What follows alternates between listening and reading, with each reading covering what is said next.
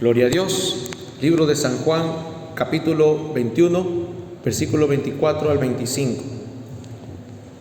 Dice la palabra del Señor: Este es el discípulo que da testimonio de estas cosas y que las ha escrito, y sabemos que su testimonio es verdadero.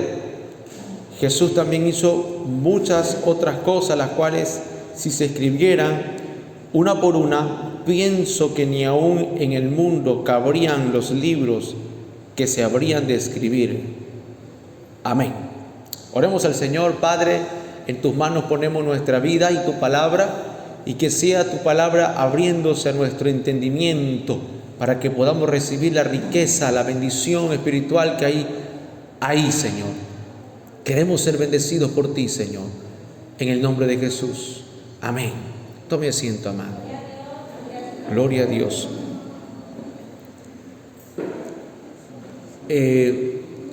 Vamos a hacer un repaso de los evangelios sinópticos, ¿verdad? El evangelio, ¿por qué se llama sinóptico? Porque es un panorama general de los hechos y las obras que Jesucristo hizo. Un panorama general, una vista panorámica y también una vista en común, es decir, Mateo, Marcos, Lucas, entre ellos se concuerdan, ¿verdad? Y si se dice sinóptico porque viene la palabra sinapsis, pues una sinapsis o sinopsis es como un resumen, es el resumen de 30 años, 33 años de vida del Señor. Resumen 30 años antes del ministerio y resumen 3 años en el ministerio. Entonces, amado hermano, después de que terminen los evangelios sinópticos, hemos estudiado los personajes. Vamos a verlo a Jesús. Eso se lo haré en las siguientes semanas.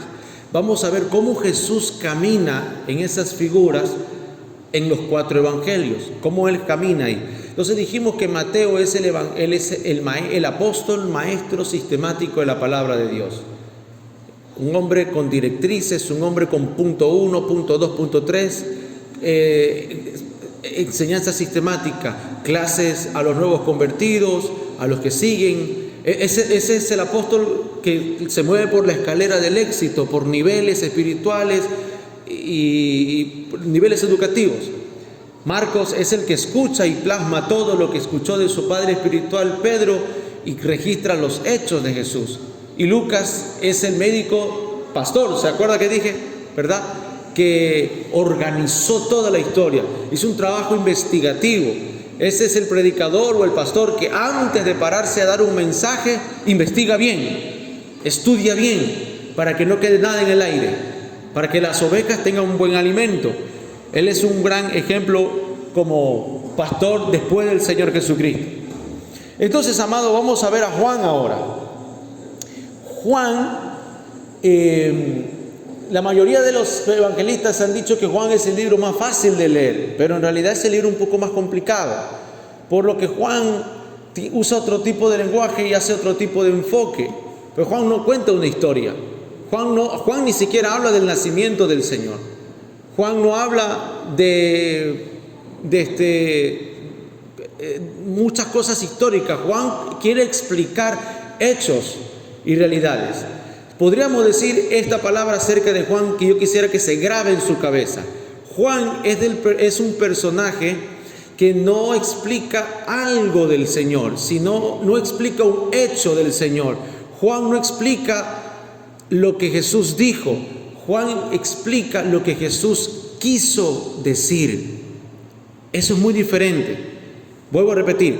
Juan no solo explica algo, Juan explica lo que Jesús quiso decir. ¿Qué quiso decir con este milagro? ¿Qué quiso decir con esto que enseñó? ¿Qué quiso decir? Porque es diferente, hermano. Porque a veces yo me doy cuenta como predicador que digo cosas que gente no entiende, o gente entiende lo que no quise decir. Y entonces mi esposa me corrige y me dice: oye, tú dijiste tal cosa. No, eso no quise decir, yo quise decir esto. Entonces eso es otro tipo de habilidad. Ya no es la habilidad solo sistemática de Mateo, o la habilidad retórica de Marcos, o la habilidad investigativa de Lucas. Es una divinidad diferente y eso es lo que hace único este evangelio. Primero, esa característica que Juan explica lo que quiere decir. Y a veces le ha pasado que uno se siente medio tonto, que quiere hablar y quiere explicar algo y la gente te entiende todo lo contrario de lo que tú quieres explicar. Y dice, no, eso no es lo que quise decir esto. Bueno, ahí está Juan, con un don extraordinario, que lo desarrolló maravillosamente. Ahora, Juan es el discípulo más joven de la camada. Es el muchachito, es el jovencito que quería estar con Jesús. Porque el evangelio fue escrito en el año 100 después de Cristo. Este libro fue escrito en el año 100 después de Cristo. En la ciudad de Éfeso. Calculen, años 100 después de Cristo. ¿Cuántos años tendría Juan en ese tiempo?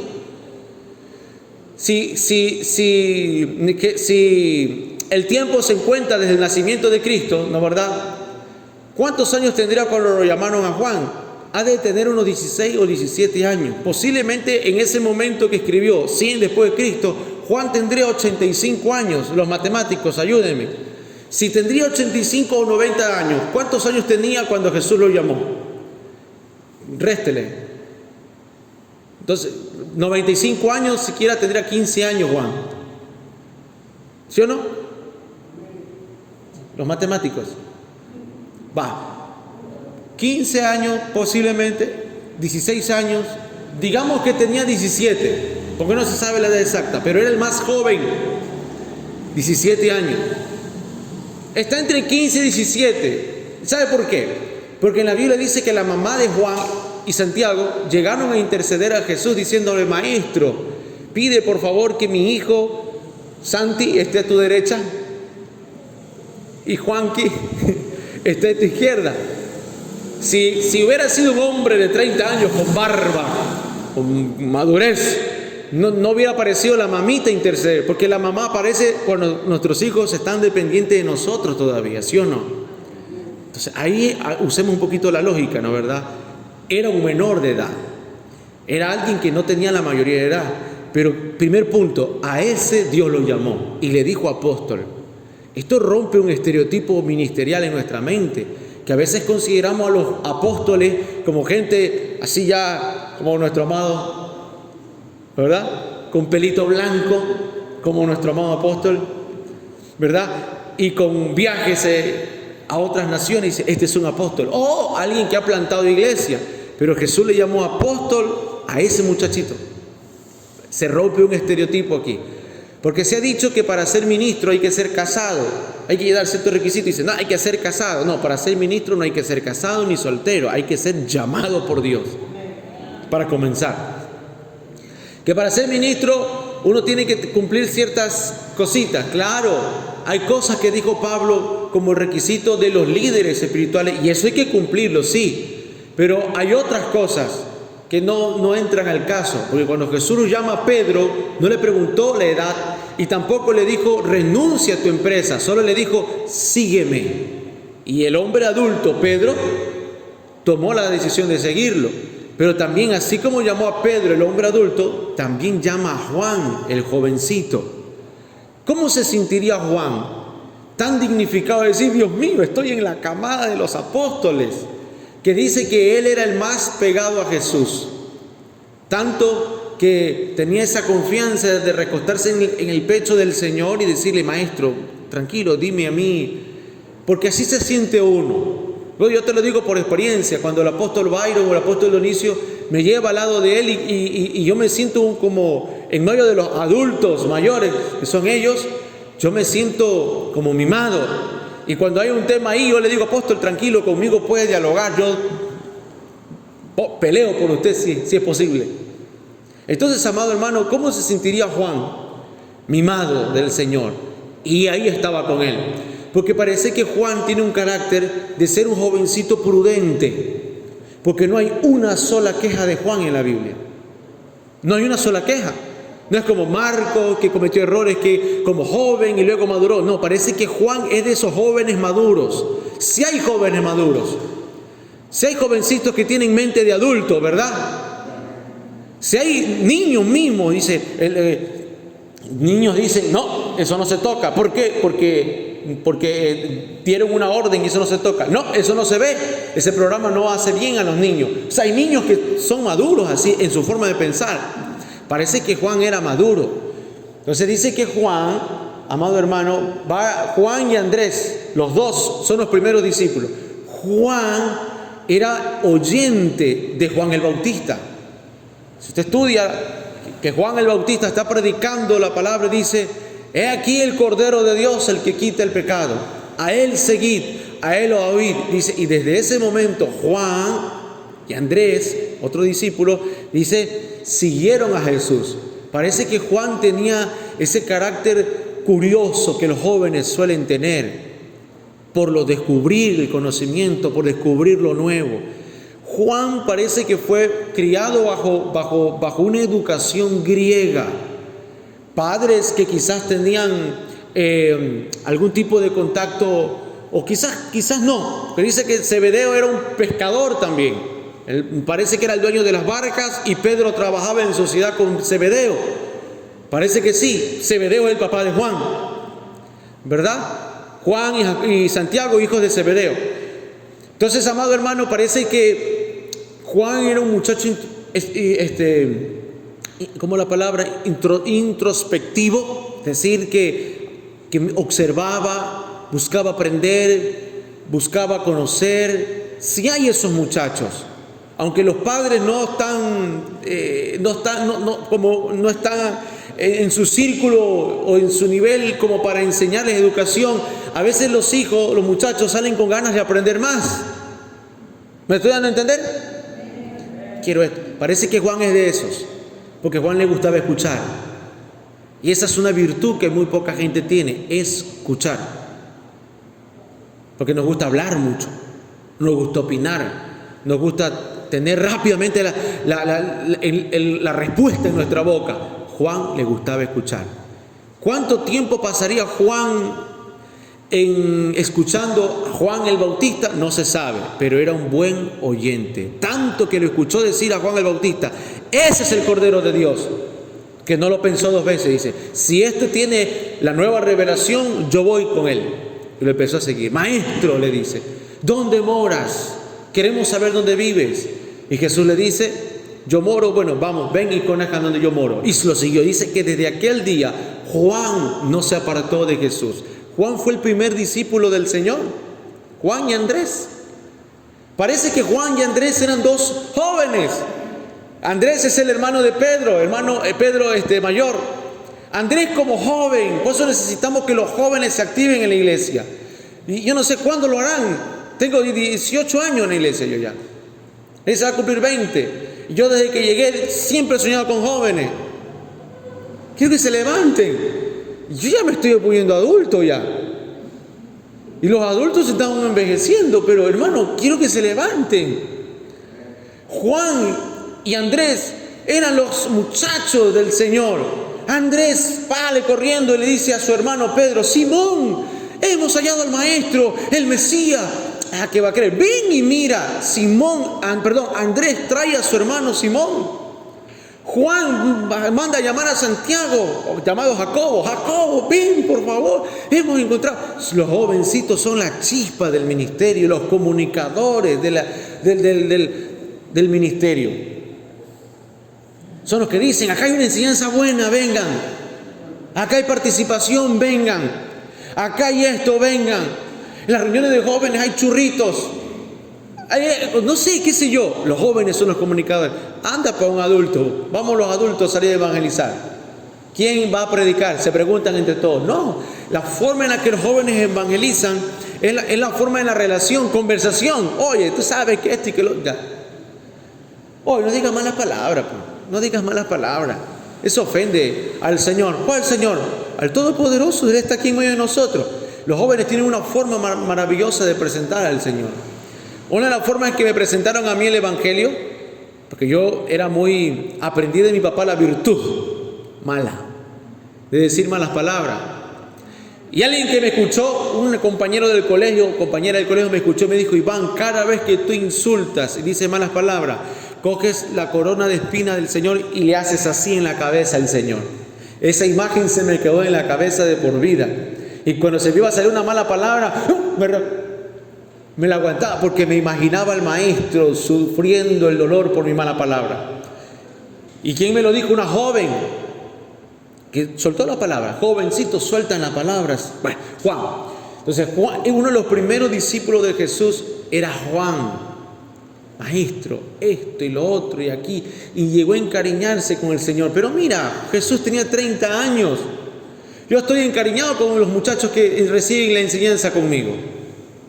Jorge, ahí está.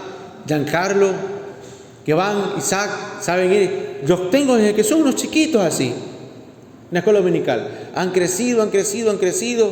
Y cuando les digo, vamos a enseñar en la casa unas clases, amén, dice, vamos para allá.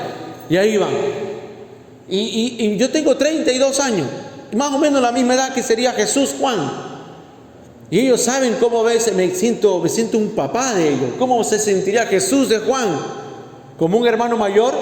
¿Como un papá? No lo sé, pero hubo una relación mucho más cercana que con la de Pedro.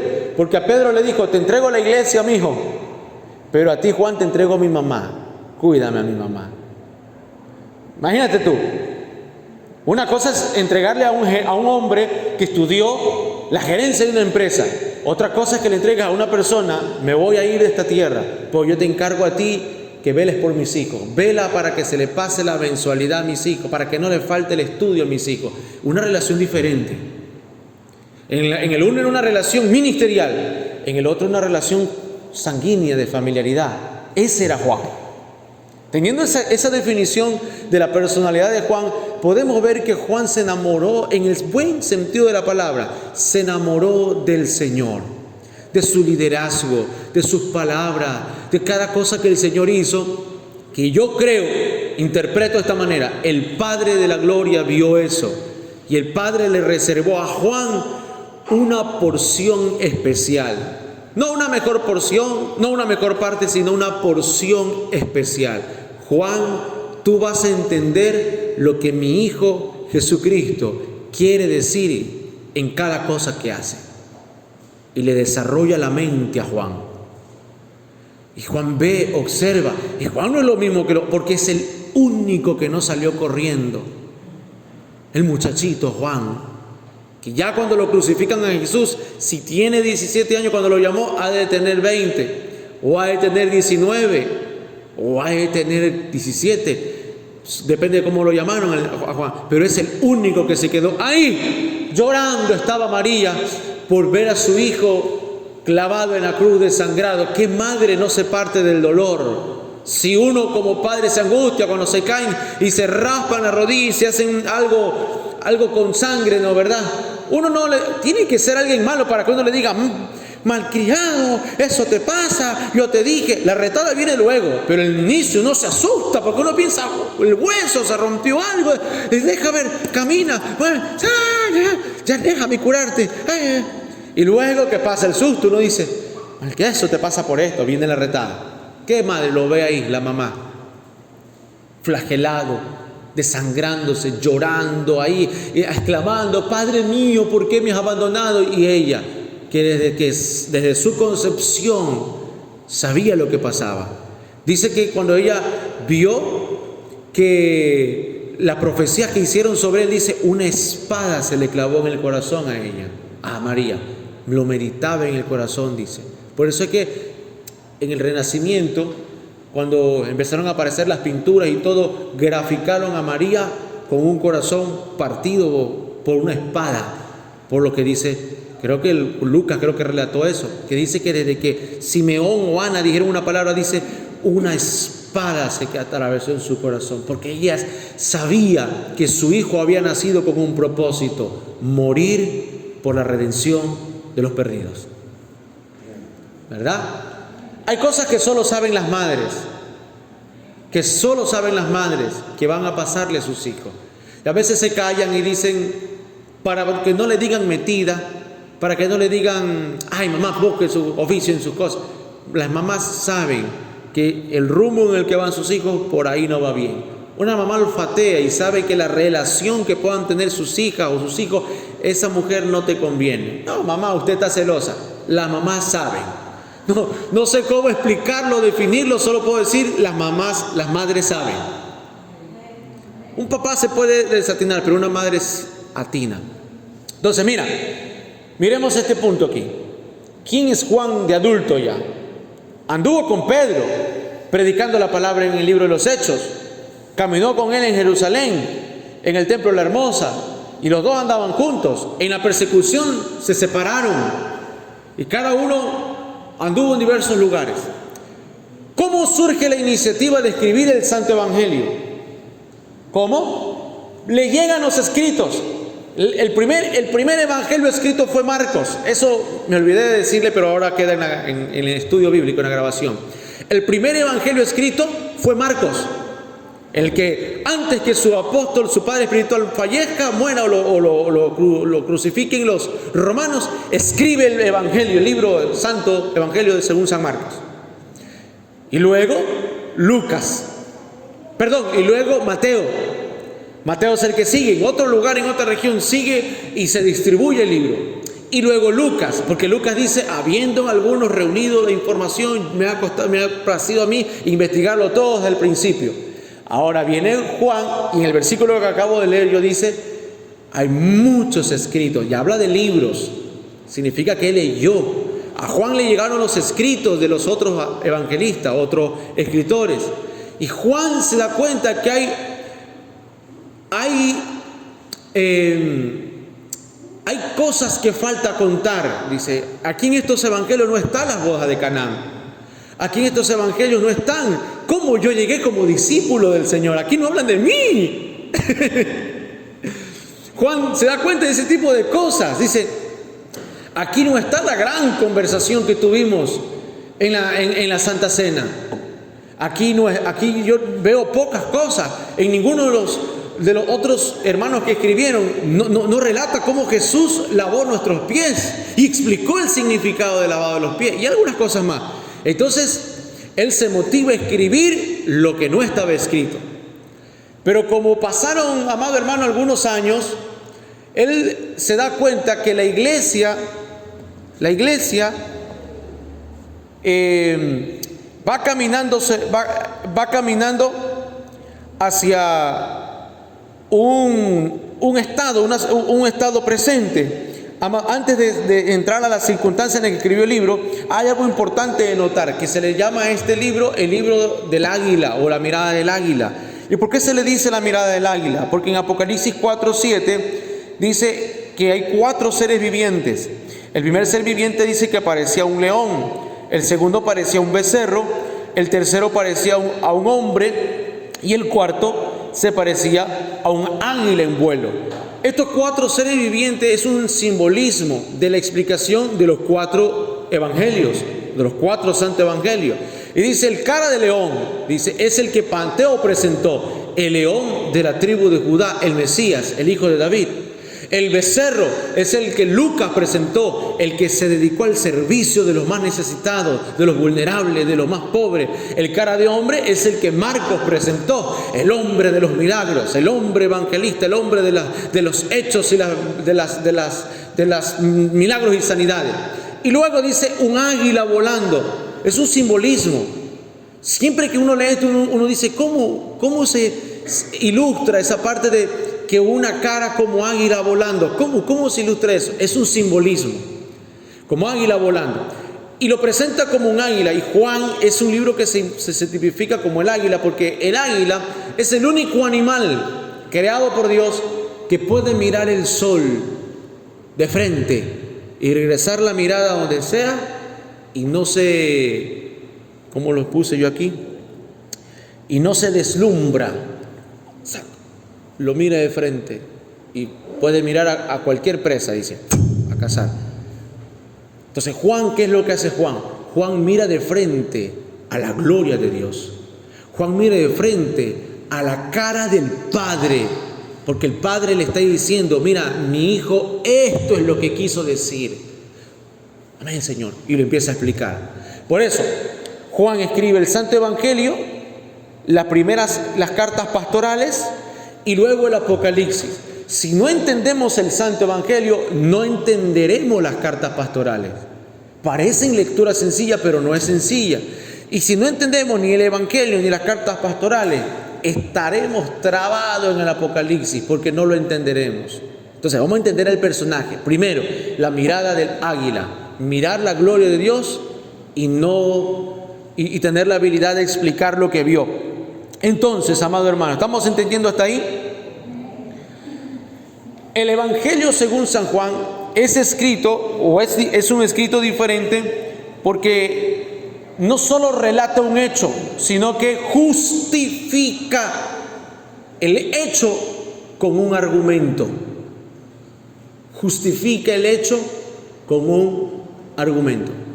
Estoy estudiando ahora en la universidad psicología, y una de las cosas que me dicen a mí es que todo lo que yo puedo decir cualquier cosa que yo crea, pero tengo que argumentarlo.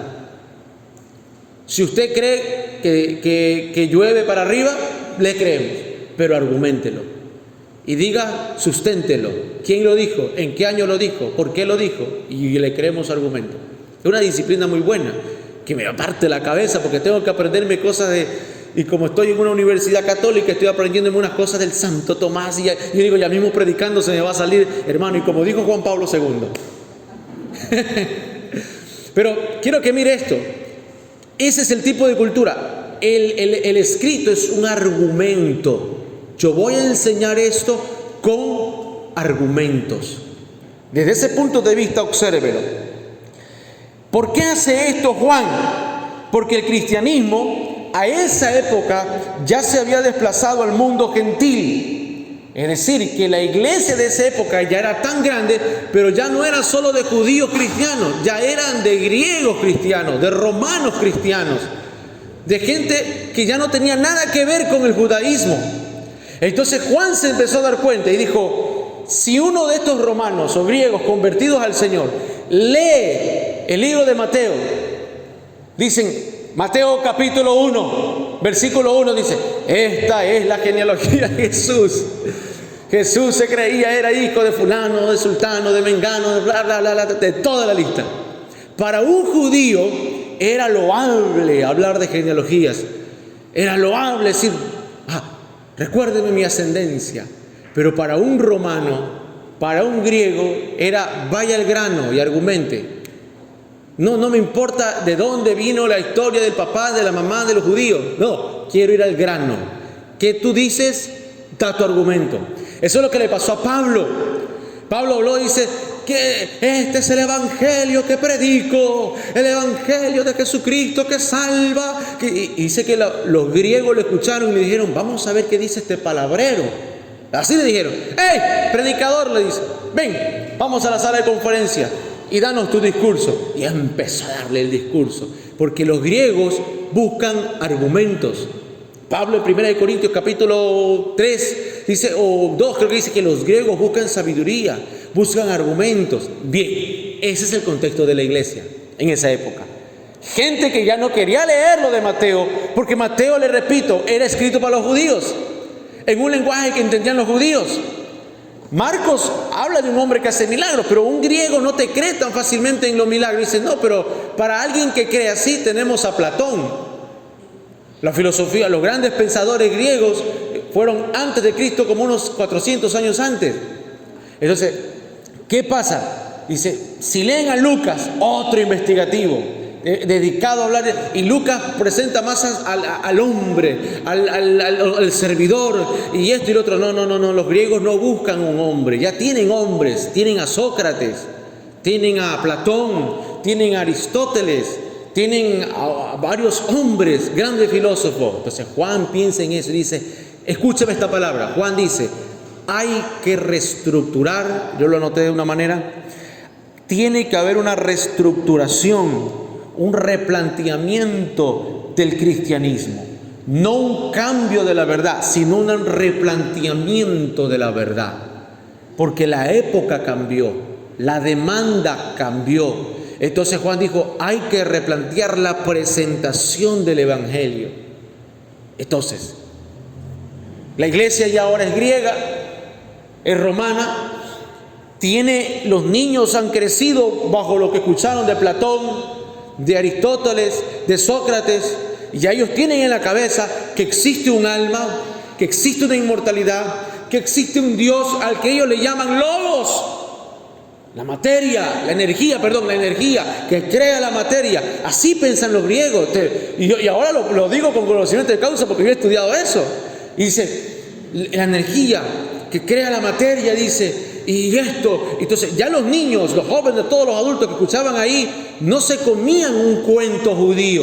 Eso es lo que quiero decirle. No se comían un cuento. Es como que alguien venga a predicarnos una historia oriental de China, o de los musulmanes, o una historia de los incas. Usted no se cree ese cuento porque usted ya ahora es cristiano. Entonces, ¿qué hace Juan? Juan se mete en la mente de ellos. Ellos creen en la energía, y que la energía para ellos es el logos. Logos significa palabra y significa razón. Entonces decía un pensador, Sócrates, decía, ¿cómo se llama? Para todo hay una explicación. Nosotros no venimos de la nada. Y empieza a explicar, y empieza a preguntar y a cuestionar la existencia y todo. Y luego llega Platón, y Platón dice, existe un logos, y ese logos debe estar en nosotros, porque esa es la porción de nuestra alma, y algo tiene que haber después de la muerte. Y luego llega Aristóteles y presenta el principio de causalidad y toda esa cuestión. Y llega Juan, y Juan dice, el logos del que habló Sócrates, del que habló Platón, del que habló Aristóteles, ese logo se hizo carne. Y ahora vamos a Juan capítulo 1. ¿Sí me entendió, hermano? Si se perdió esa explicación magistral de filosofía que di ahora.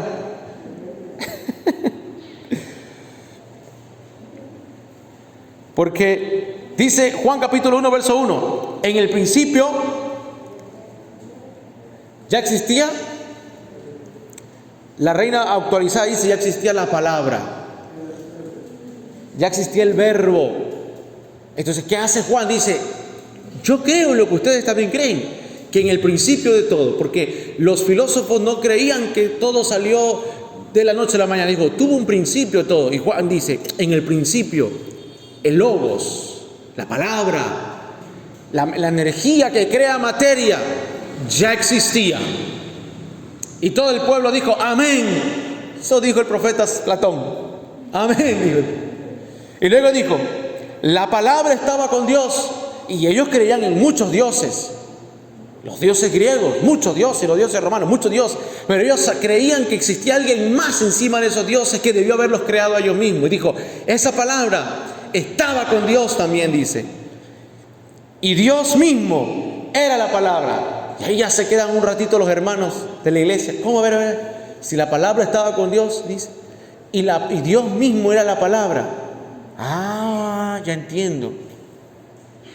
Dice Juan. Dice la gente. Ahora entendemos lo que nuestros maestros dijeron. Entonces, lo que tenemos en nuestro corazón, que se llama alma, dentro del alma, dicen ellos, hay una porción que se llama espíritu. Es una porción de aquel Dios. Sí, ¿entendieron? Amén. Dice, listo, sigamos la predicación. Dice, en el principio, explica, la palabra estaba con Dios. Amén. Y por la palabra fueron hechas todas las cosas. Ellos entienden, palabra, energía, materia. La ley de la termodinámica dice que la energía no se consume, no se cambia, no se muere, sino que se transforma. Dice energía, transformación. La energía, que es el alma, se transforma en materia, que es cuerpo. Así pensaban ellos. Por eso dije que este libro es un poco más complicado, porque hay que explicarlo así. Entonces fíjense, la palabra, fueron hechas todas las cosas. Y la gente dijo, amén. Tenemos esta conciencia que por la energía se creó toda la existencia. Sin la palabra, nada de lo que fue hecho, dice, nada fue hecho de lo que, sin la palabra, nada fue hecho de lo que ha sido hecho. Amén. En la palabra estaba la vida. Amén, sí, es verdad. En la energía estaba el alma, dice, ahí está la vida. Gloria a Dios, santo. Ahí está, yo me imagino los hermanitos griegos y romanos, hablando en su idioma, dice. Y la vida era la luz de la humanidad. Y la luz resplandece en las tinieblas. Y las tinieblas no prevalecieron contra ella. Hasta ahí estamos, ¿verdad? Entonces, amado hermano, hasta ahí ese punto. Le habla en su lenguaje. Le habla en su idioma.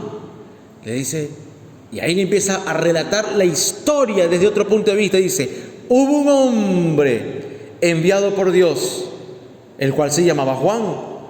Este vino a por testimonio, para dar testimonio de la luz, a fin de que todos creyeran en él.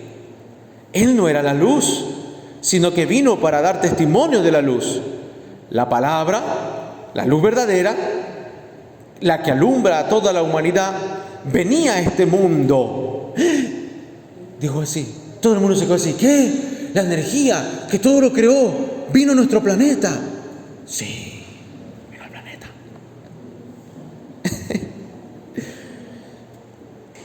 La palabra estaba en el mundo y por la palabra el mundo fue hecho, pero el mundo no la conoció. La palabra vino a lo suyo, pero los suyos no la recibieron. Pero a todos los que le recibieron la palabra, a los que creen en su nombre, les dio la potestad de ser hechos hijos de Dios, los cuales no son engendrados de sangre, ni de voluntad de carne, ni de voluntad de varón, sino de Dios. Y la palabra se hizo carne y habitó entre nosotros, y vimos su gloria, la gloria que corresponde al unigénito del Padre, en plenitud de gracia y de verdad. Pablo a los griegos les habló casi lo mismo y lo votaron. Le dijeron, otro día te escucharemos tu discurso.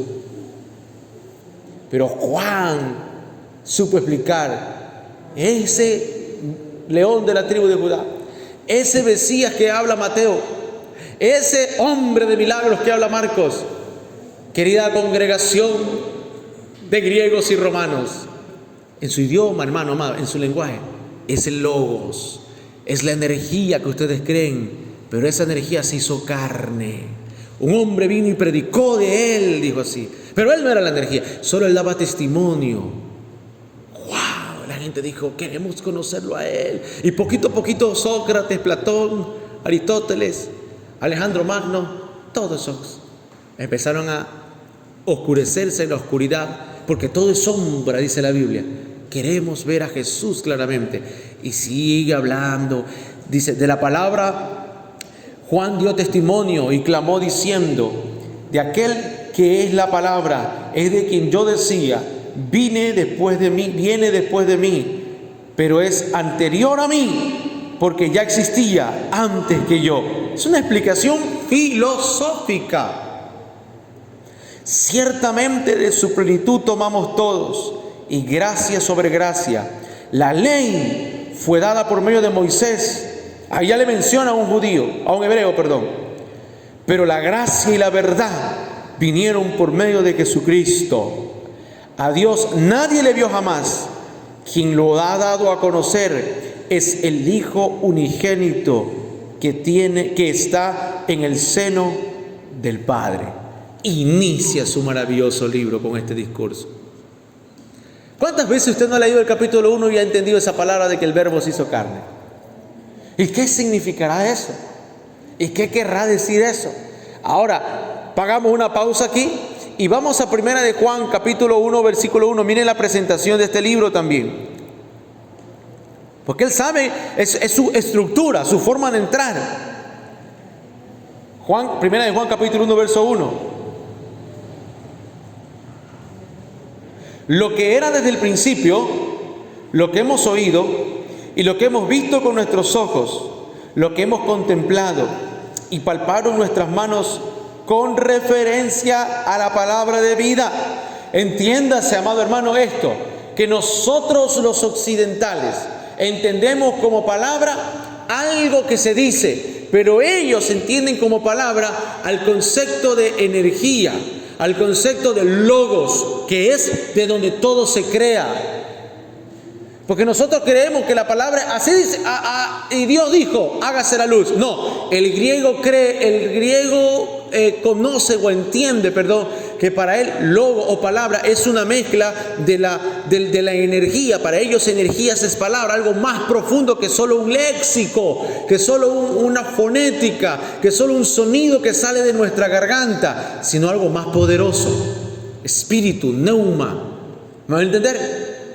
Para ellos palabra no es lo que usted escucha con fonética. Para ellos palabra es el aliento que sale de nuestros labios. La fonética, eso se llama neuma, espíritu.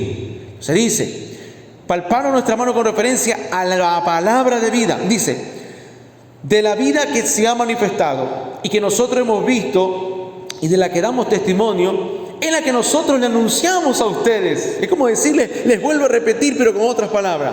La vida eterna, la cual estaba con el Padre, se nos ha manifestado. Así que lo que hemos visto y oído es lo que anunciamos a ustedes, para que también ustedes tengan comunión con nosotros, porque esta es nuestra comunión, porque nuestra comunión es con el Padre y con su Hijo Jesucristo. Les escribimos estas cosas para que el gozo de ustedes sea completo. Ahora sí ya entendemos mejor por qué Juan escribe este libro maravilloso. Él tiene que replantear el cristianismo. Ahí voy a parar, porque ya creo que mucha carga, porque ya veo que se están, los estoy perdiendo. Siempre un predicador, un evangelista dice, hermano, el primer libro que tiene que leer es Juan, ese es el más claro. No, el primer libro que uno debe de leer es Mateo. Y leerlo sinópticamente con Marcos y con Marcos. El primer libro es Marcos y leerlo sinópticamente con Lucas y Mateo. Y luego Juan. Porque si no, no vamos a entender bien. Vamos a quedarnos con lo que él quiso decir. Entonces, amado hermano, entendiendo nosotros esto, él tiene que replantear toda la estructura de cómo se presenta la verdad, porque los mundos cambian. Y eso debemos de aprenderlo nosotros. Y que Dios permita que esta palabra lo escuchen ministros también. Ministros que creen que pueden seguir predicando y haciendo el ministerio de la comunicación del Evangelio con las mismas herramientas de hace 50 años atrás, 40 años atrás, 20 años atrás. La gente ha cambiado, la generación ha cambiado. La forma de comunicación ha cambiado. Nuestros hijos son otra generación.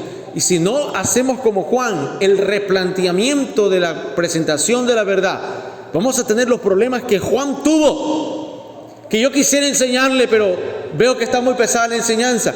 Juan tuvo que enfrentar una corriente de herejías. Por eso escribe como escribe. Porque en ese tiempo muchas herejías se habían metido en la iglesia. A lo malo le llamaban bueno, y Juan tiene que contrarrestarla de esa manera, con un replanteamiento. Entonces, amado hermano, tiene que ver ese enfoque, porque Juan es el único que se reenfoca y dice, mira, vamos a hablar de la mujer samaritana, dice Juan. Vamos a hablar de la mujer samaritana, vamos. No es solamente y Jesús le predicó la palabra y ella cambió. No, dice el relato que tuvo con la samaritana.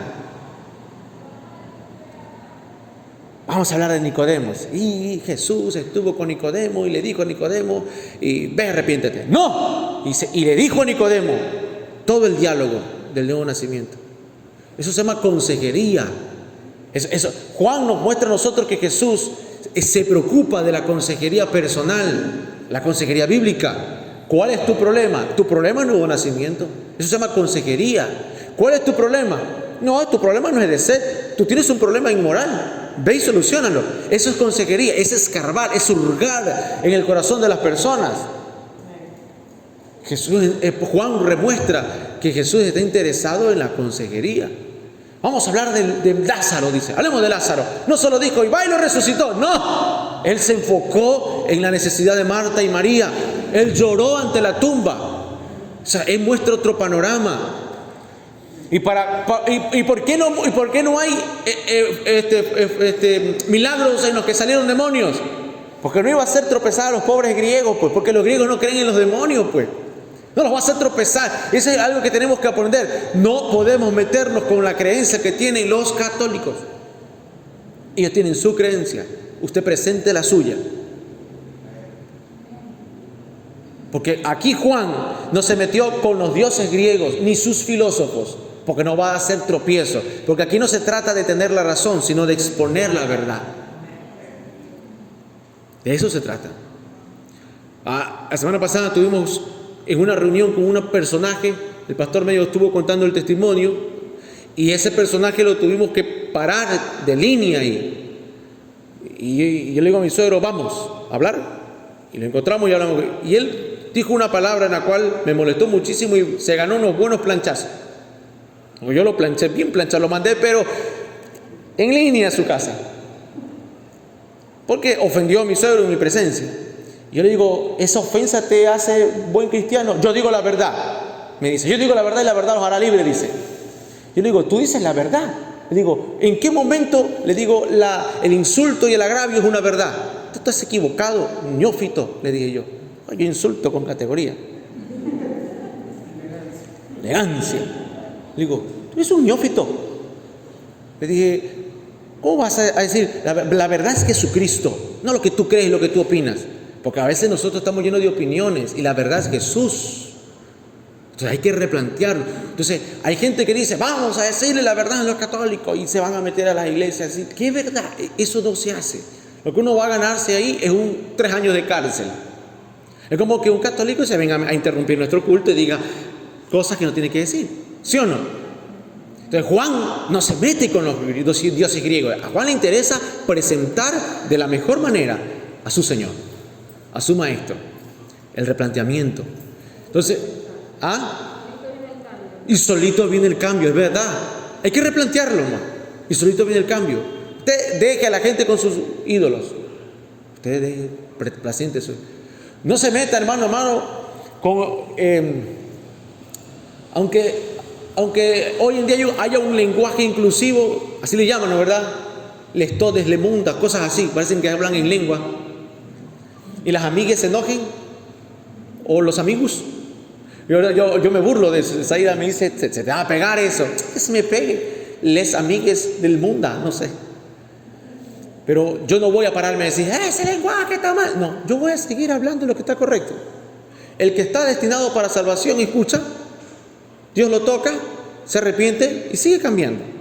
Y el que no, ¿verdad? O me voy a tatuar para ganar a los jóvenes para Cristo. Voy a tatuarme aquí, Cristo viene pronto, y acá, y voy a tatuarme, Cristo fortalece, todo por Cristo que me fortalece, y voy a poner una gran cruz aquí en la espalda que le dé salvación y vida eterna. Voy a dar pena, lástima. Imagínense una cosa así. No, hay que evangelizar. No, pues hermano, hay cosas que no se cambian. O sea, Juan no comprometió la verdad, solo cambió la forma de presentación. Hoy nos juzgan a los que estudiamos la palabra. Dicen, esa es pura letra, pura teología.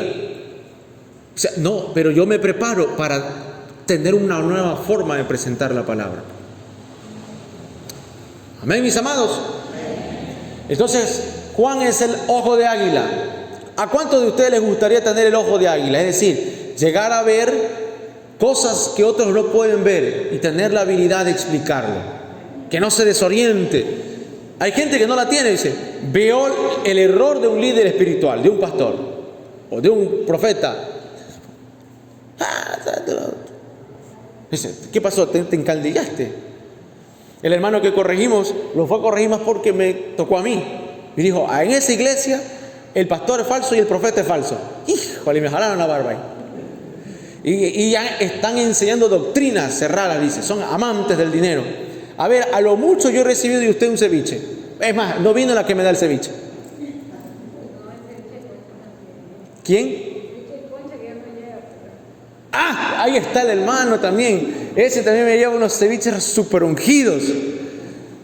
No, pero me molestó mucho porque llegó a decir este personaje que aquí somos apóstatas y se está presentando la apostasía.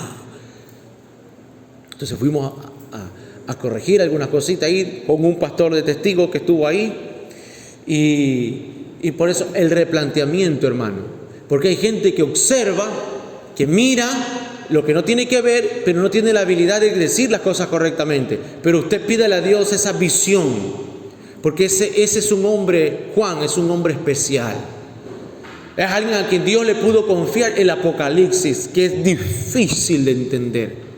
Pero una vez que usted lo entiende a él como personaje, a Juan, usted lo va a entender al Apocalipsis. Usted va a ver a las bestias que dice ahí, como un figurativo. Y usted va a decir, como alguien me dijo a mí, conozco más bestias en la calle. Quizás no entienda las bestias de la Biblia, pero conocemos algunas bestias por ahí. Usted lo va a entender, va a ver el Apocalipsis con mejor humor, porque va a entender el personaje el que lo escribió. Bien, amado hermano, espero que haya sido claro, espero que la enseñanza haya sido no confusa. Al darle una introducción un poco a filosofía, tenía que hablar esto para que usted entendiera el por qué Juan tenía que hablar de esa manera y el porqué del primer capítulo. Y Juan entra hablando del verbo, esto y lo otro, que es difícil de entender por qué lo escribió. Bueno, lo escribió porque su audiencia necesitaba escucharla. Y ahora que usted lo vuelve a ver a Juan, ahora va a decir, Juan, ya lo entiendo, era algo diferente y complementario de lo otro. La palabra de Dios es rica, hermano.